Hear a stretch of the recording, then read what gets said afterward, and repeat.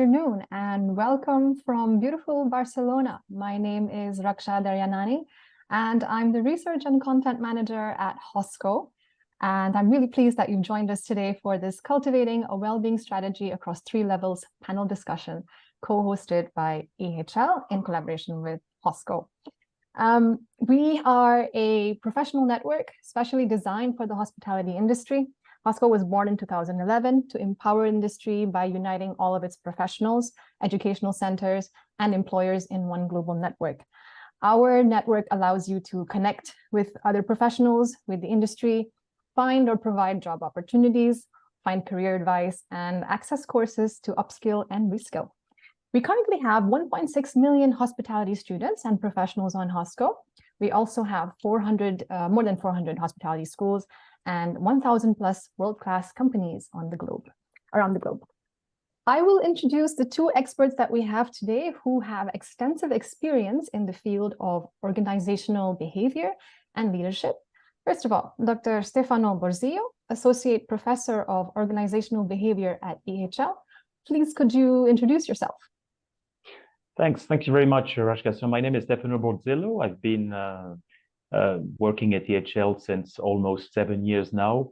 My main field of interests are organizational behavior in large organizations, small and medium companies, public and private. Have some consulting experience as well, and I conduct research mainly in the field of organizational psychology and psychological safety and learning organizations and team well-being and team dynamics. Thank you so much for that. And next we have Nathalie Boudou, author, consultant, coach, and facilitator. Nathalie works with executives, senior management, and leadership teams from a wide range of corporate and international organizations. Nathalie, please, could you tell us a little bit more about yourself? Yes, hi. So I'm Nathalie. I'm delighted to be here today. I'm the CEO of Human Force, and we are a company whose mission it is to move the workforce to a human force. So we build resilient, emotionally intelligent cultures in organizations. And we work with a number of organizations to implement health and well-being strategies, working with the employees, working with teams and the organizations themselves to build caring cultures that foster performance. Fantastic. Thank you so much for joining us today. We're really happy that you took the time to want to share your insights through panel discussion. And today's panel discussion is extra special because it happens to be World Mental Health Day. So I think it'll be extra beneficial for anyone who's joining. The 1-hour panel discussion today will help you understand what causes burnout, and it'll give you practical strategies to prevent burnout in the workplace and manage teams in a fast-paced industry like ours. It will also teach you how to bring psychological safety into your workplace and teams for enhanced performance and increased resilience. And last but not least, you'll learn how to convey a culture of workplace well-being. So without further ado, let's get started. I'll also brief you on how we're going to go about this. First, we will have a short presentation by Nathalie and Stefano, after which we will proceed with the panel discussion. And then you'll have a chance as the audience to ask your questions. So in the meantime, please keep popping them in the chat box as they occur to you, and we will definitely answer them at the end. And we hope you enjoy. So over to you, Nathalie. Yes, thank you. So I'm going to now share my screen with you. Hopefully that everybody can see that. Hopefully that's okay. So I'm just going to also move I wonder if I can move myself here, because when I share my screen, I don't think I'm in the, oh well. Okay, so looking at the PowerPoint presentation here, we're starting off with a slide, which is really talking about the importance of health and well-being today for organizations. And clearly, when we talk about health and well-being, first of all, we're talking about mental health, we're talking about physical health, but we're also talking about well-being in the environment. So the environment within which a person works, whether it's a safe environment, whether it's also a caring environment, and it enables health to come out. So we're talking about all of those aspects. And what you can see here on the screen are some quite interesting statistics. You can see there that the recent pandemic has certainly had an impact on health and well-being. Before the pandemic, this topic was certainly coming to the forefront, but I think if anything, the pandemic has given it even a bigger push 78% of employees there saying the pandemic has negatively affected their mental health. Clearly, it was a huge deal in terms of health and well-being during the pandemic. I know that we were working really hard to support teams and to support managers. And since the pandemic, things have not necessarily got any easier. There are still a lot of challenges out there. What we know is that employees are now thinking and expecting different things from their organizations. They are expecting the organizations to take care, to look after them, particularly in the wake of the pandemic. And there are still many challenges that are out there. So, for example, we can look at the long hours. People are working longer hours. That's what research is showing. And of course, that's not being helped by hybrid or remote work, where people are being connected or are staying connected to their workplaces, sometimes well beyond the normal hours of work. Excessive workloads, I'm sure that this is going to be a problem for every organization. I certainly see it. People seem to be having to do more, and often to do more with fewer resources. So that's not easy either. We also see that there are increased job insecurities. So more and more people are working under short-term contracts. They're working perhaps in a freelance capacity without the employer support, and that often puts pressure on their mental health. There are rising attrition rates. People are leaving companies more than before, and certainly that is being seen amongst top talent. So that's another reason, and we often know that these attrition rates are very often due to mental health.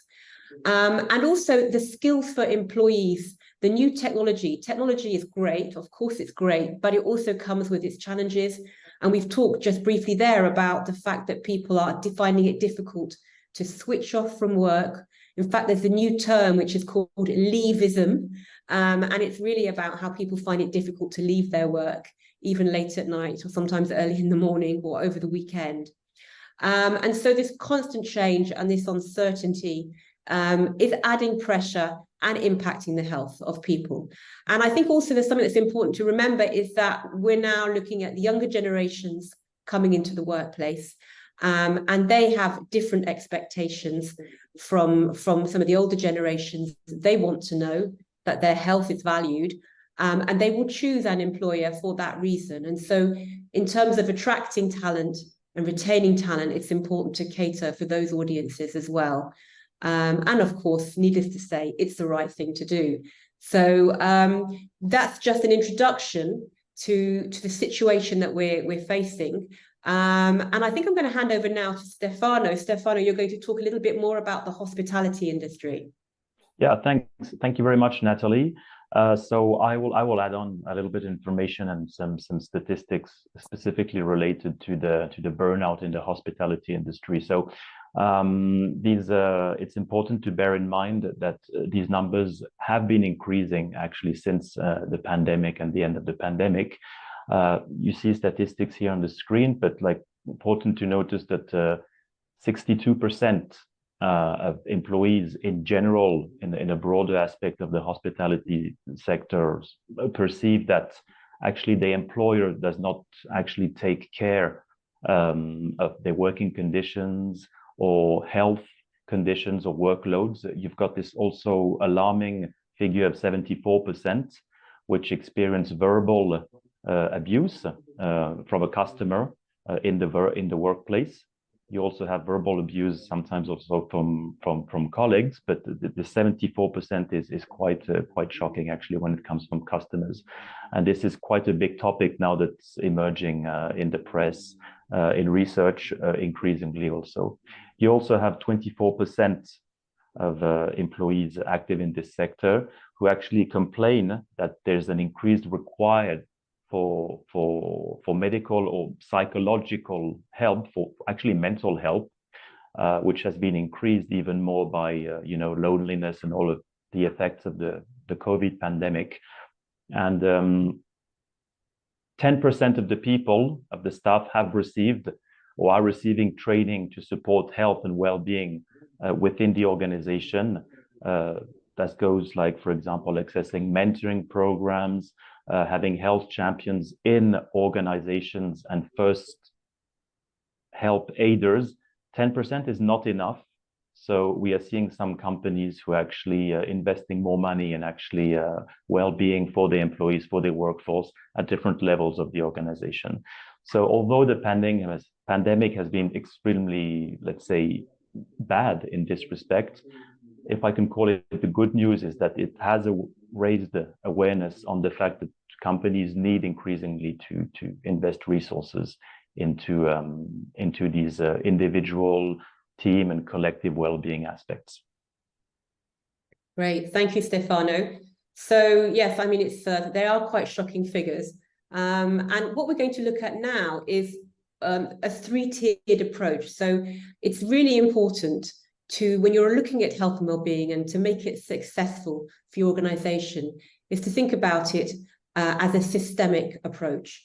And we look there at the employee, the team level, and also the organizational level. It's not enough to just offer the latest app or to put in place a gym at your workplace, or even to just offer trainings for your employees. That is nice. These are nice gestures and they're important gestures, but it's not going to be enough. You will be missing an important piece of the puzzle if you don't have the other part, which is actually looking at the organization and the environment within which the employees are working. We really have to look at the world or the system that we inhabit. And so the second tier here, leadership and teams, leaders have a huge part to play in the reduction of stress and burnout.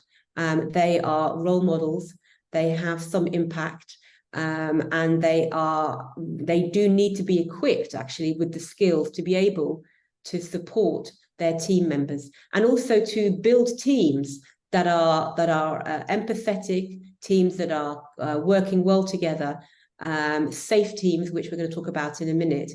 And then lastly, of course, you've got the organization itself. And what we know from research and from lots and lots of different surveys is that there are a number of organizational factors that will impact the health and well-being of an organization. And these range from things like workload, psychological safety, support, communication, and recognition, just to name a few. And it's very important that when an organization is looking at their health and well-being, they're also considering these aspects to make sure that the environment is a safe one. So that's one of the things that we talk about a lot, is this need to have a really systemic approach, and the companies that do that have the most successful initiatives. So what we're also looking at here, ideally, is we're looking at having a strategic approach. So when we go into an organization who want to build a caring environment, who want to improve their health and well-being, the best approach is not to treat health and well-being as a standalone subject, as just something that stands on its own, but to see it as a subject that crosses over and touches into all aspects of the organization. For example, health and well-being sometimes does sit within diversity and inclusion. Certain underrepresented minorities and certain populations will have more challenges on their mental health. And so this becomes immediately a diversity and inclusion question.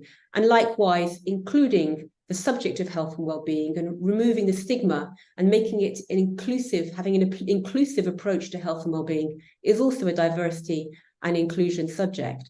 So you can see already how it crosses over into diversity and inclusion. It will also cross over into your ESG, your environmental, social, and governance departments, and of course it will impact other departments such as leadership as well.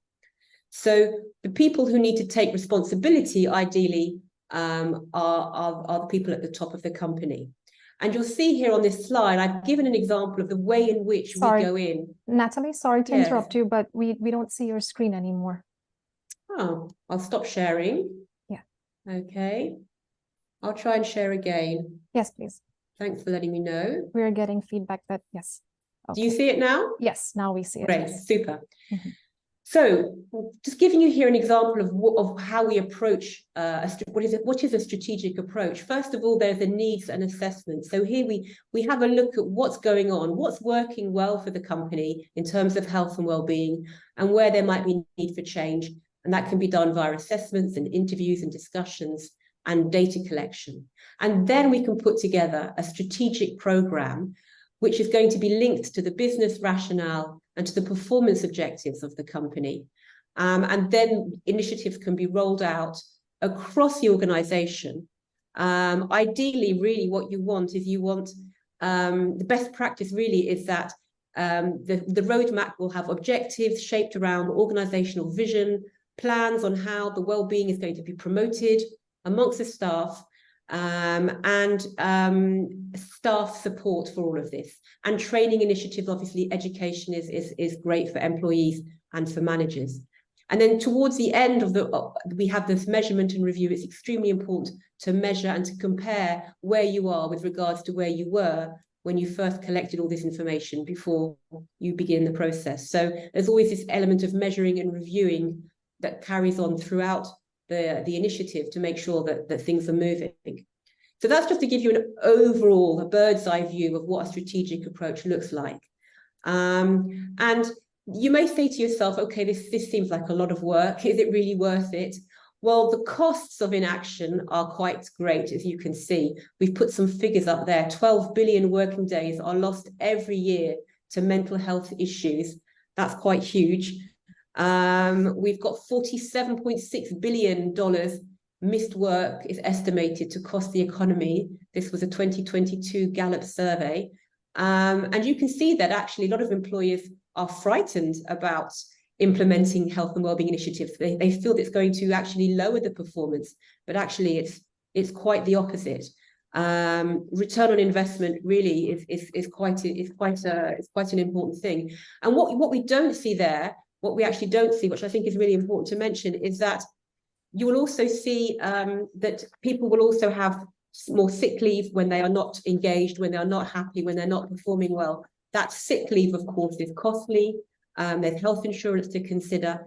And the other thing that we don't see is what happens when people come to work and they're not doing well. And we call that presenteeism, when they're coming to work and they're not doing well. And that is very costly to the organization. It's estimated at 3 to 4 times more costly than people who are absent or on sick leave. So a huge amount of reasons in terms of performance and productivity to think about the costs of burnout and poor health. And then here are some nice ideas and nice suggestions around the return on investment. You can see healthier and energized workforces, improved collaboration, performance, productivity, and talent attraction and talent retention. There have been a number of surveys done on return on investment to try and calculate what it is. It's difficult sometimes to see, but more and more chief financial officers are becoming involved and taking on this element as a strategic priority, and are actually starting to evaluate what the risks are of not investing in this. A recent Deloitte study found that return on investment was $5 for every $1 spent on training, and $6 for every $1 spent on awareness raising in a company. So these are some figures. I know that the World Health Organization also has some similar figures. And lastly, my last slide really is just, my last slide isn't there. I don't know why that is not there. Here we are, a business case for investment. So this is just to give you an idea of what it looks like when you do put this in place. Here is a business case where we were working with a large client in Switzerland who wanted to improve the ability of its people managers to care for their teams. They had increased absence rates, they had isolated cases of burnout, and they wanted to improve the staff morale as well. And you could see that a number of things were done. First of all, we did a needs assessment, as we showed in that previous slide. We collected the information, and with HR, we developed a roadmap, which was going to be rolled out over a period of 2 years to actually put in place all of these initiatives. And you can see there that there was a number of things done, including training, awareness raising, They had resilience weeks, HR was trained. So a lot of things were done. And the impact was an increased confidence from the managers in being able to spot their stress and support team members. A lot of exchange and best practices. The taboo of mental health was starting to be addressed and dismantled. And teams reported up to 15% decrease in sick leave and significant savings in health insurance costs. And lastly, huge increase in their engagement survey scores. So that just gives you an idea. Hopefully that introduction has been helpful. I'm going to stop sharing now and hand back over. Fabulous. Thank you so much, Natalie and Stefano, for that wonderful introduction. Let's proceed to the questions. I will ask you now. Okay, so I have some questions for you, Natalie, if we can start with you, if that's all right. Okay, yeah, sure. So you spoke a lot about burnout prevention and stress reduction. So how bad is stress for you? I mean, like, you know, I mean, everyone goes through stress. So on a scale of 1 to 10, how do we measure how bad it is? And that's a good question. Well, a little stress is not bad, right? Stress is important because stress helps us to perform, it helps us to grow, it helps us to evolve, actually. So stress is really not a dangerous thing. When it becomes dangerous is when it's too high and when it goes on for too long. And then it becomes what we call chronic stress. And that's when it can become toxic. So what you really want to do is you want to find your sweet spot at work. You don't want to have not enough stress where there can be boredom and demotivation, but you don't want to have too much where it can become toxic and start to impact your health. So there you go. So that's really how it is. And it's chronic stress, which goes on for too long, for too high, that can eventually lead to burnout. Okay, fabulous. Now you spoke about burnout. Yes. Stress is only one part of burnout. Maybe you could highlight exactly what burnout consists of. Yeah. Well, burnout actually is kind of it's difficult. It's difficult for people to understand what burnout is, and it's used a lot sometimes when it's not actually burnout. It's a term that we've become very familiar with, but few of us actually really understand it. And sometimes it's difficult to know when one is just chronically stressed or when one is actually in what we call a burnout, which is quite severe, quite lots of consequences. What we know from research now, and also the World Health Organization has helped to actually define burnout, is that burnout consists of 3 elements. This will help you to know that you might be in burnout. The first is a crushing feeling of exhaustion. So exhausting, absolutely. It's almost like the batteries have gone out. The second is feelings of alienation. You feel alienated from your environment. You feel isolated. You feel like you're not in connection with other people or the people around you. And the third is you feeling ineffective.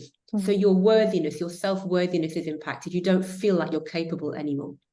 And it's when those 3 together are present that we are really in burnout. And sometimes you might have 1, you might have 2, but it's actually when those 3 are together that we really say that burnout is there. So, you know, of course, you've got all the other signs that chronic stress will give you. It will impact your mental abilities, your cognitive abilities. It will impact you physically. It will impact you emotionally, and it will impact your behavior.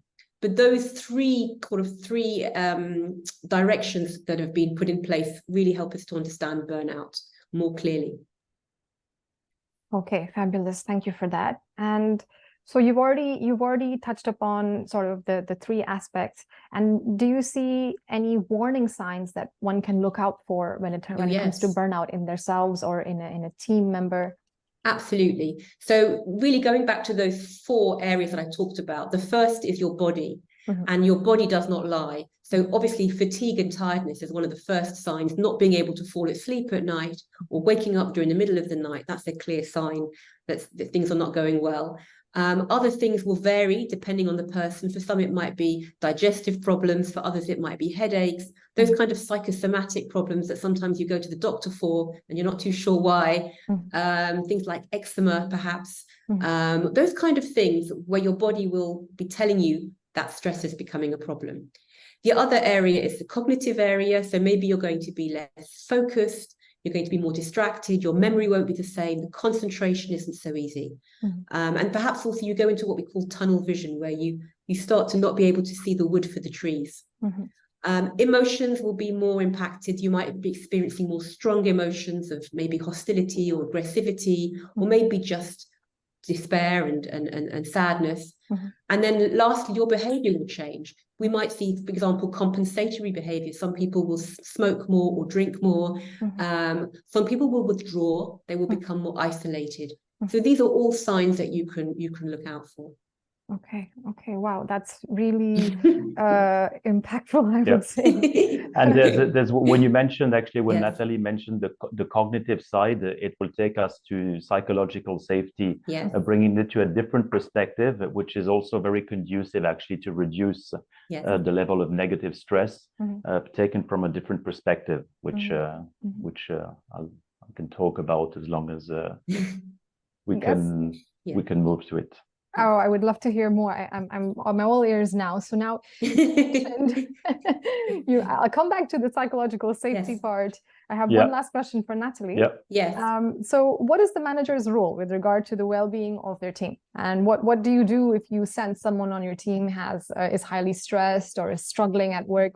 How do you notice? What should you notice, and what can you do?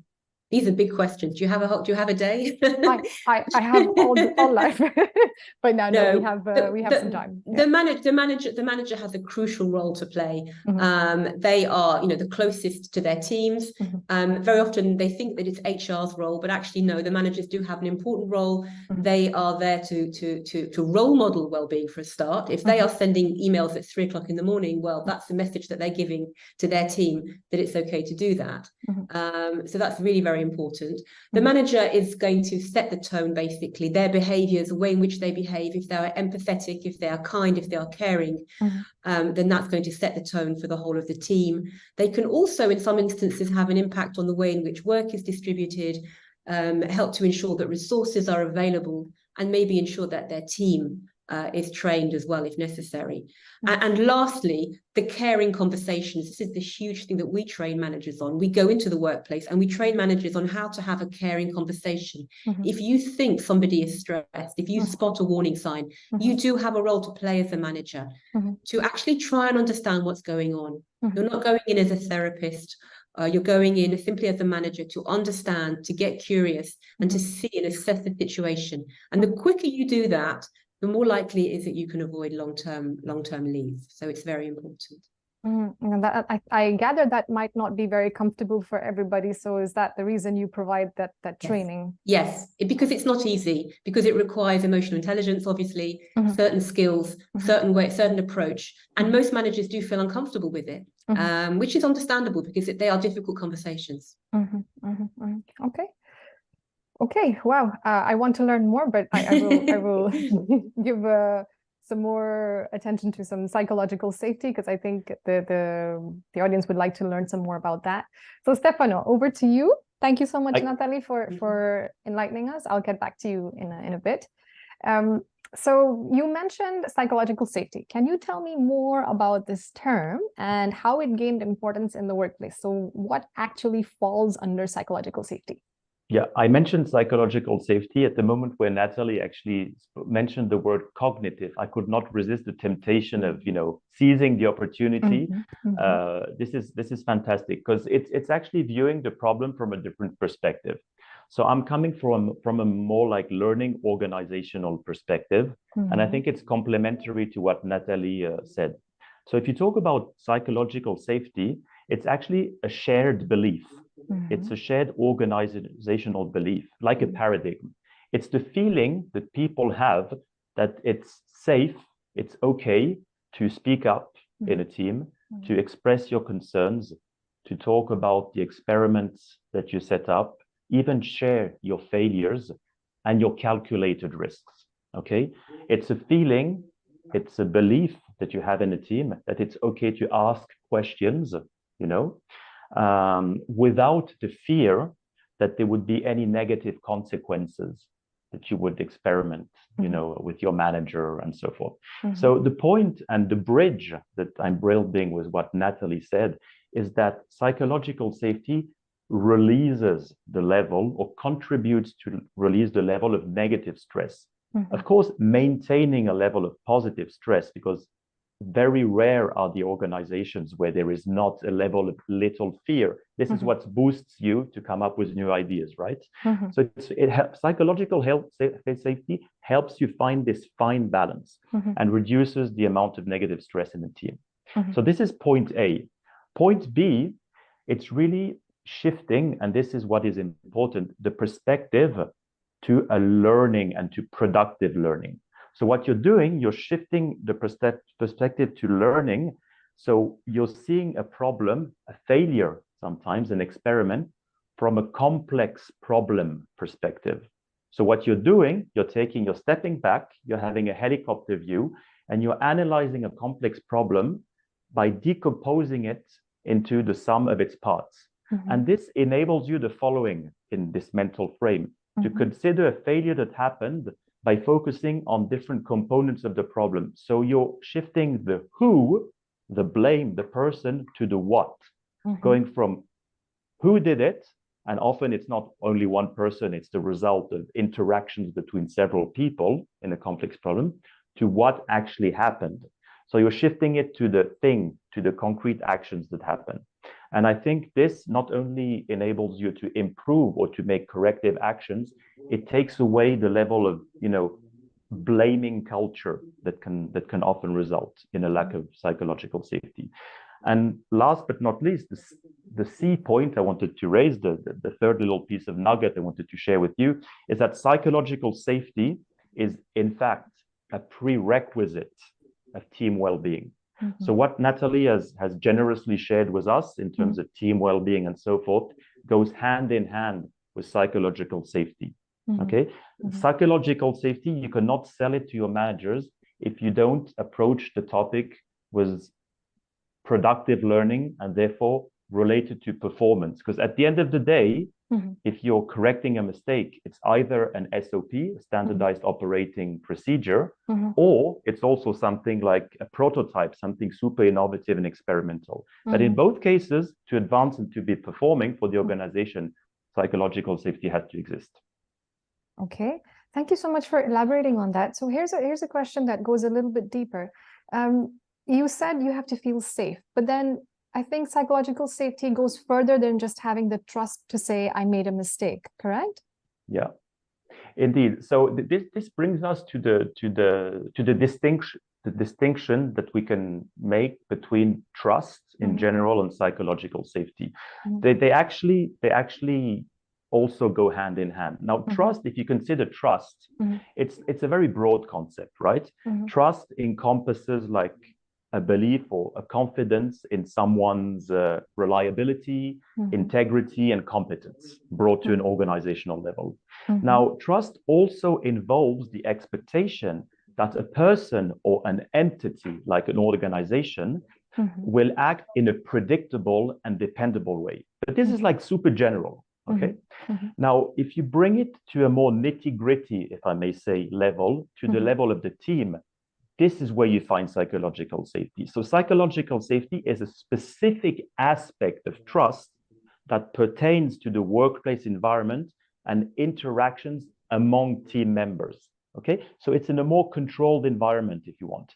And it boils down to what I was telling you before. It's speaking up in case you disagree, the ability to taking calculated risks, making failures to a certain extent within certain boundaries. Okay, I'm not advocating for errors and mistakes. I'm saying it's okay to fail once. If you fail a second time, then it's just a deviation from a proven practice, which is not recommended. Okay, so this is, psychological safety can exist in a team, even if the level of trust in the broader organization is low. So said differently, if the level of trust or the culture in the organization is not, of complete caring, you can still cultivate as a manager a level of psychological safety within your team, within your nest.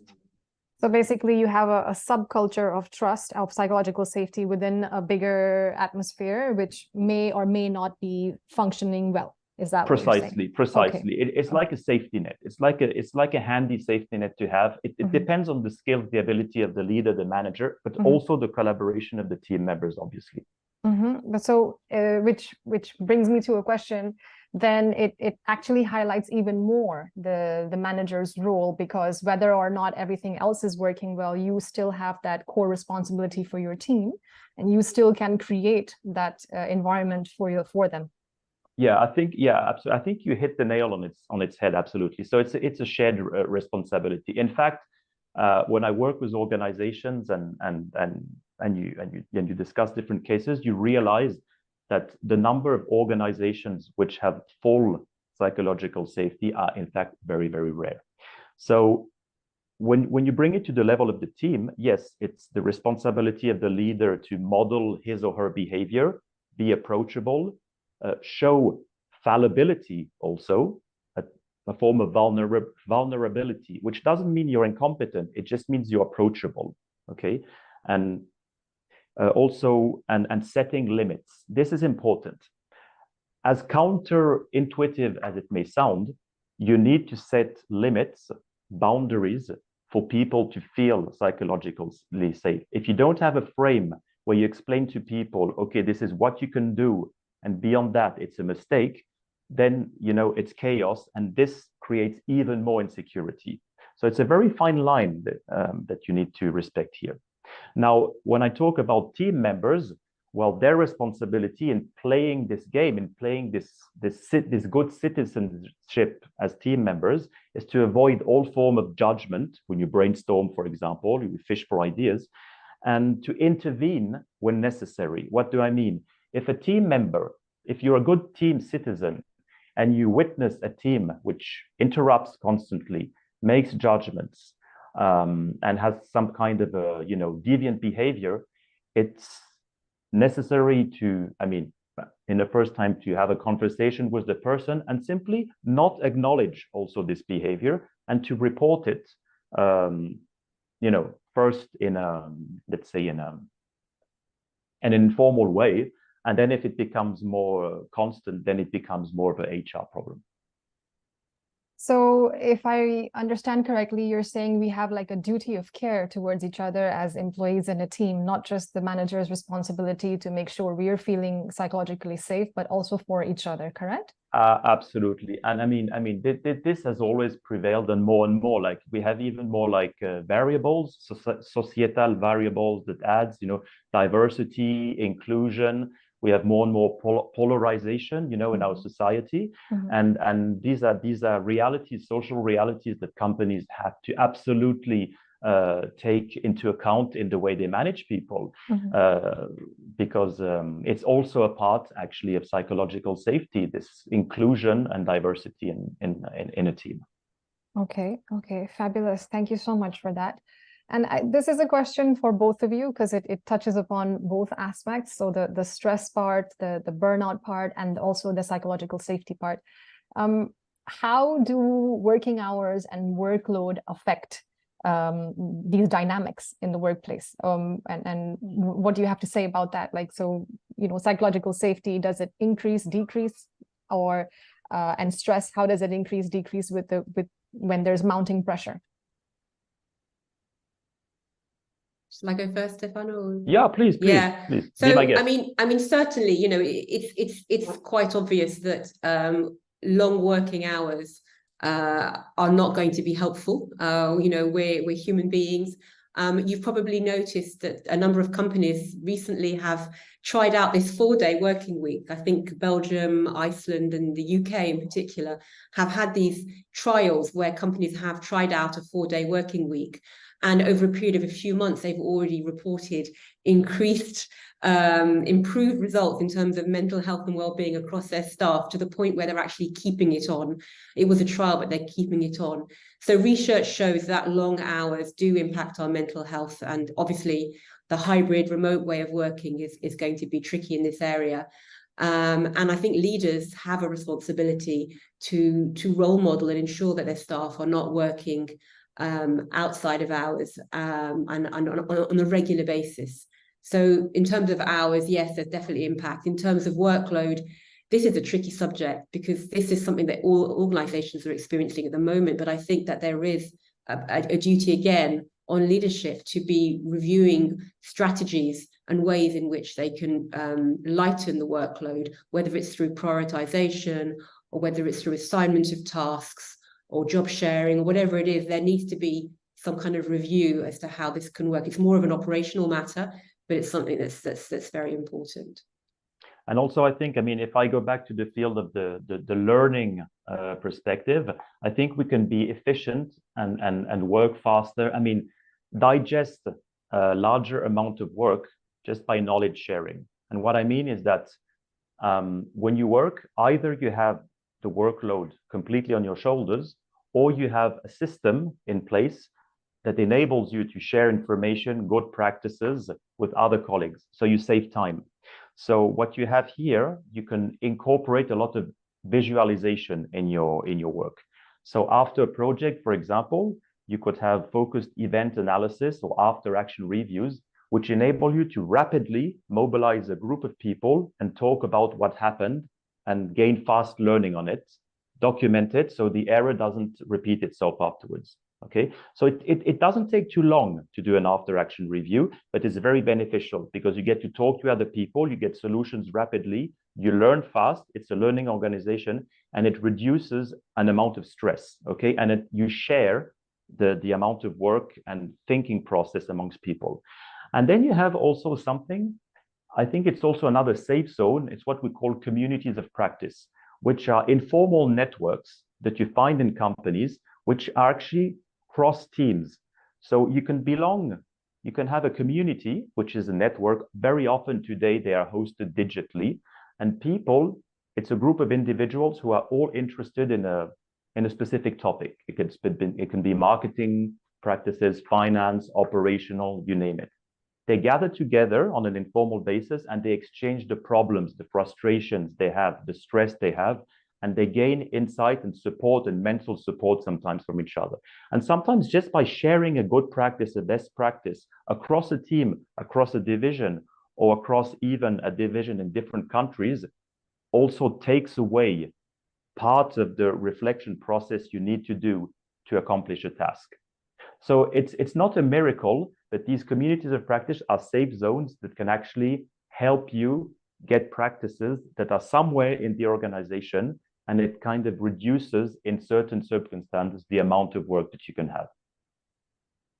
Fabulous. Thank you for that. I think that multi-pronged approach is really helpful for our audience to understand. Yeah. And then I'll ask you one last question before we take a question from the audience. So what can leaders do to support health and well-being in hybrid teams, considering one has limited information on an employee's state of well-being if they're working remotely or in a hybrid form? Yeah.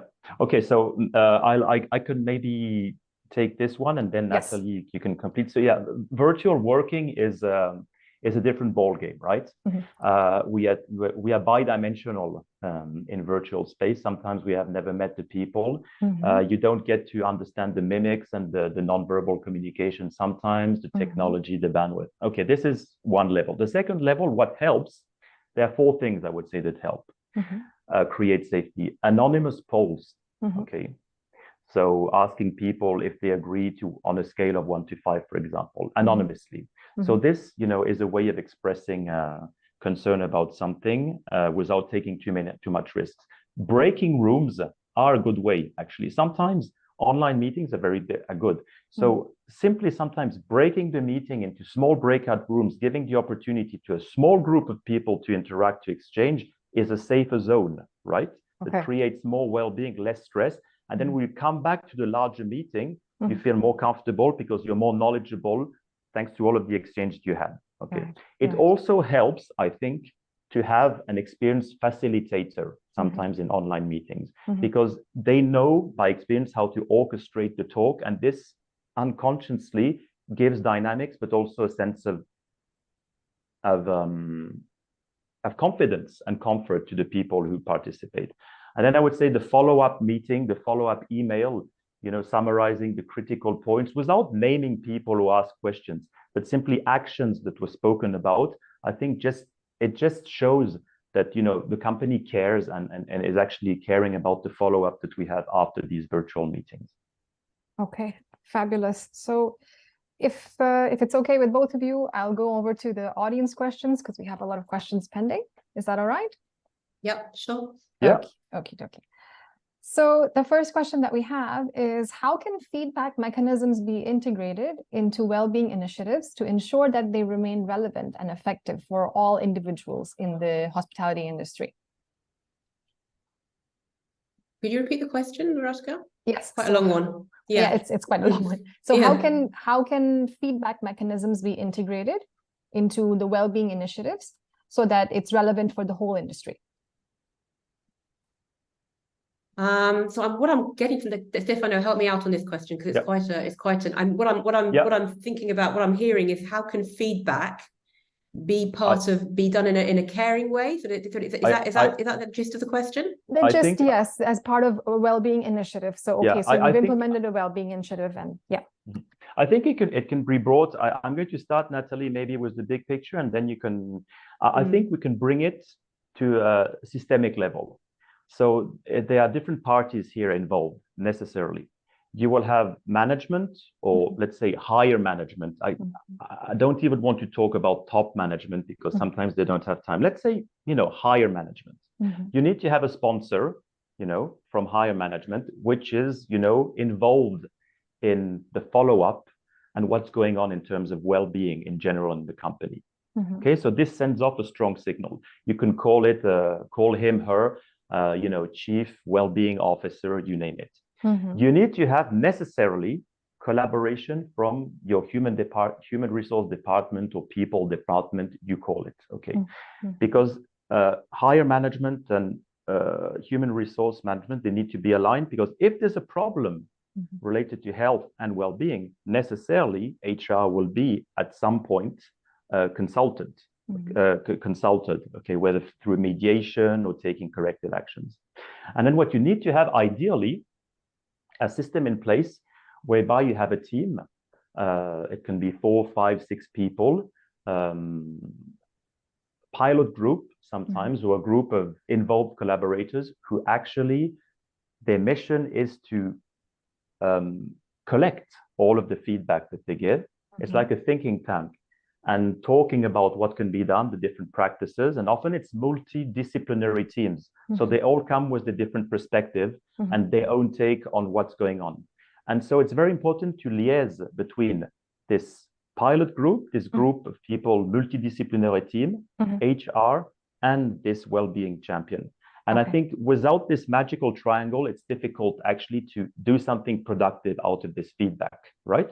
So again, I'm bringing it into the learning organization perspective. Yeah, I think I would just add one level to that, Stefano. I think that also it can be useful for the leaders, the managers of their teams, to be checking in with their teams, to be getting feedback on how any ongoing work or initiatives are impacting them, because they can feed back from the ground level almost how this is impacting the workforce as a whole. So I think that's useful to have continuous checks and continuous assessments to understand what's happening at all levels as well. But I think that's an important part too. Okay, thank you for adding that. We have one more question. Someone asked, should we prioritize reducing stress coming from the environment, or should we prioritize reducing stress coming from pure work challenges?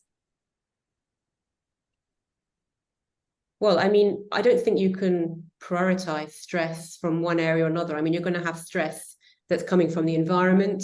That's as I said, it's a systemic approach. You've got stress coming from the job itself.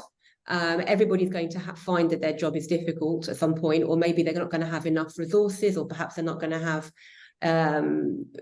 clarity on what they're supposed to be delivering, or maybe the roles and responsibilities are not clear. So there's stress from the job itself, but at the same time, the environment is just as important. If we don't have what Stefano was talking about, we don't have psychological safety, if we don't have an environment that is caring and compassionate, then obviously that's also going to impact the individual. So I think we have to really, as I said, right at the beginning, we have to have a systemic approach. We have to look at all the triggers, all the root causes of stress, and ensure that we are addressing them.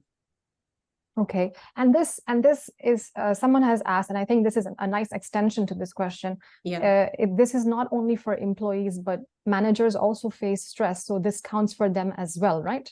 Absolutely. And one of the first rules that we say is to be a good manager, you must have self-care. So to be able to work with your team and to support them, you have to put the oxygen mask first on yourself.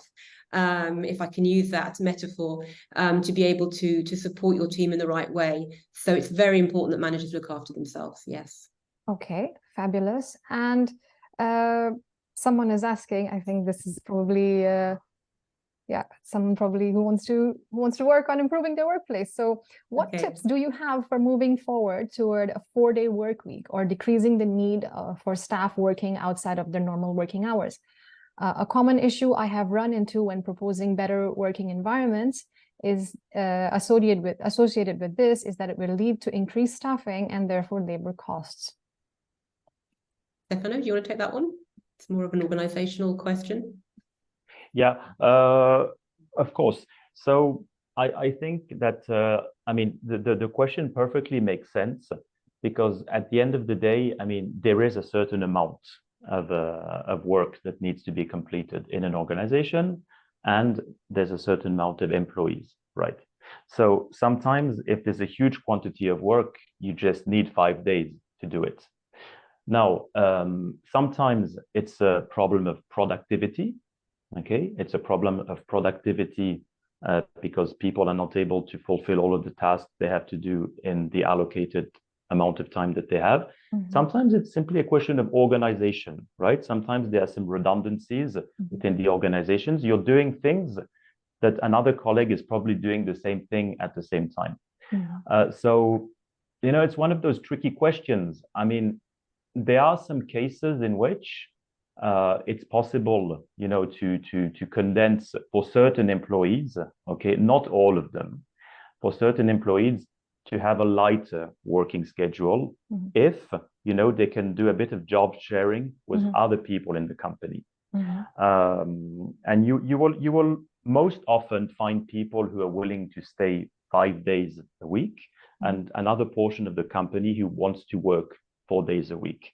So maybe an intermediary and smart solution is probably to try and find combinations whereby people who want to work 4 days a week can shift a bit of their workload on different people who are working on the 5 week. And then, you know, there's also, but there needs to be some form of compensation, I would say, at the end of the tunnel for these people who are willing to give this helping hand. But going, I mean, it's having everybody work 4 days, I mean, only 4 days, and the 5th day, you know, doing nothing, I think it's a bit difficult. A hybrid possibility is a bit better, maybe if you provide more leeway, a bit more flexibility and liberty, and saying, okay, it's fine to have 1 day where you can work from home and, you know, just be, you know, on call in case we need you. It's kind of a in-between solution. But when there's a fixed amount of work and you have people, everybody wants to work 4 days, it's not possible. Then you have to find the compromises with colleagues who are willing to take a bit more. And then maybe at some point there's a shifting. Somebody who works 5 days, who will have for 1 month taken a lot of work from a colleague who works 4 days, then you give it back to one colleague who's working 4 days, and that person will work 5 days for once. So fabulous. Okay, yeah, so it's a bit of a tricky balance there. It's a bit of a tricky balance. I mean, and it varies by industry, it varies by company, it varies by size of the company, and at what stage of development the company is. So it's Okay, well, thank you for that. I think that gives a varied perspective and something to consider, or you know, balanced. And I am going to give you one last question, which is actually 2 questions in one, because we're almost out of time. How can an employee handle burnout in a cruise ship? Because it's not the same as working on land. It is working almost every day without an off day. And then someone else has asked, a lot of people are in the situation, which is a similar question, where they cannot afford to escape the stressful and toxic environment of a job.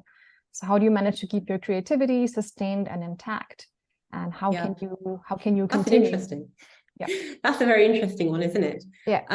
I think what's really important about one of the very important ways to reduce stress and avoid burnout is what we call to find some time to recharge. I mean, recharge and recovery is very important. And what you're talking about in a cruise ship is it's very difficult to escape. And you'll need to find moments. You'll need to build in moments during the day when you are in what's what I call a mindful moment, where you can actually be away from all distractions, where you can reconnect to yourself and recharge. It may just be 2 or 3 minutes or 5 minutes at a time, but you need to build in some kind of recovery mechanism for yourself, where you are with yourself and where you're able to literally come out of your head and recharge. And there you might be doing certain exercises, maybe it's breathing exercises or something like that, but you need to have that space. You need to find that space within the context, which isn't simple. So I think for me, that's one of the first things that came to mind when I was listening to you, is to have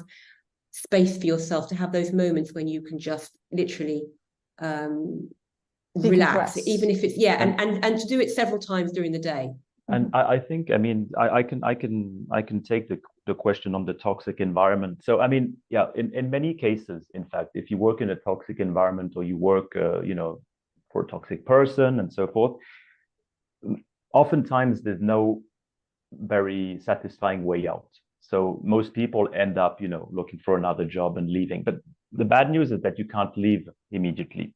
So there are coping mechanisms or survival mechanisms you might want to do first. And one of them is building your internal network within the company.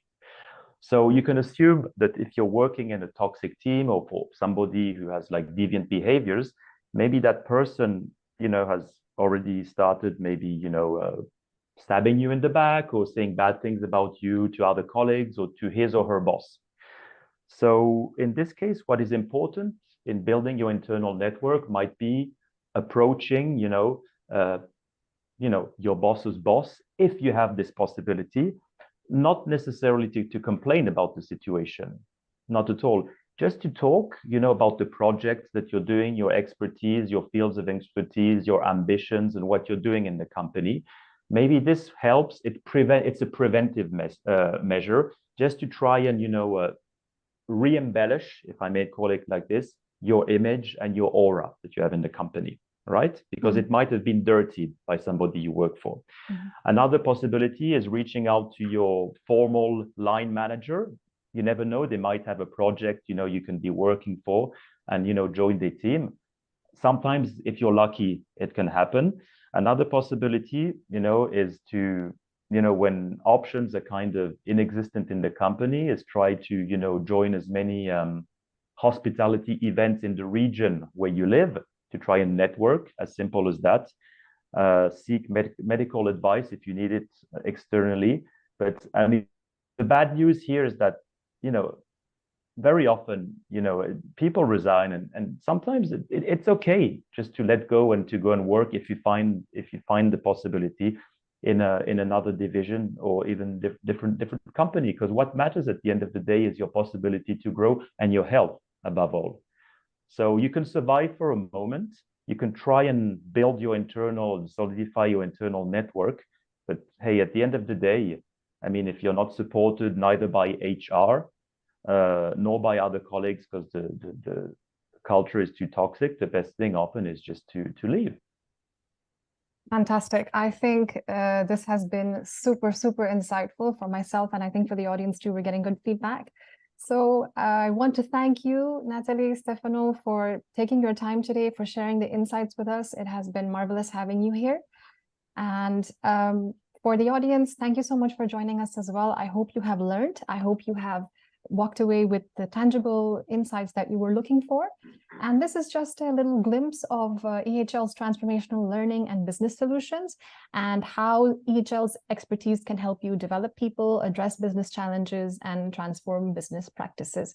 And for those who are looking to study, I see some people saying we want to study at EHL, then this gives you an idea of how they teach as well. So I hope you definitely get through with your admission. And I would like to thank you all for coming again. And if you want to watch the replay, don't worry, it'll be in your inbox within about a week's time. And if you have missed it for any chance, or you want to, share it, please feel free to. And thank you so much again, both of you and the audience. And we hope to see you next time again with a partnered panel discussion. Have a lovely rest of the day.